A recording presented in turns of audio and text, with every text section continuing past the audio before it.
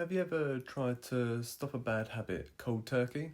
Maybe you decided to stop snacking late at night or scrolling through social media for hours, or even biting your nails, only to find yourself slipping back into those behaviours a few days later. Frustrating, isn't it? That's because our brains don't like empty spaces. When you try to simply remove a habit, you create a void. And voids are uncomfortable, they demand to be filled. Habits exist for a reason. They're tied to triggers, provide comfort, or even solve a need, whether it's emotional, physical, or mental. When you remove a habit without replacing it, the trigger still exists, and your brain will naturally search for something else to fill the gap. That's why replacing habits is so powerful. Instead of fighting against the void, you give your brain a new, healthier habit to latch onto. For example, let's say you tend to scroll on your phone before bed.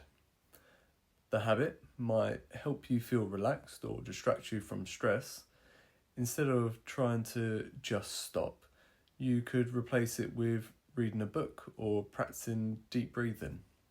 You're still addressing the same need, which is relaxation, but in a way that serves your long-term goals. Replacing a habit starts with understanding what your current habit is giving you. Ask yourself, what's the purpose of this habit? Is it a way to relax, reward, or even avoid discomfort? Once you know the purpose, you can choose a replacement habit that meets the same needs in a healthier, more productive way. Make sure the replacement habit is easy to implement. If it's too complex or doesn't feel natural, your brain will revert to the old habit. Now it's your turn. Think of one habit you want to replace. Write it down, then identify what purpose that habit serves. Finally, decide on a new habit you'd like to introduce in its place.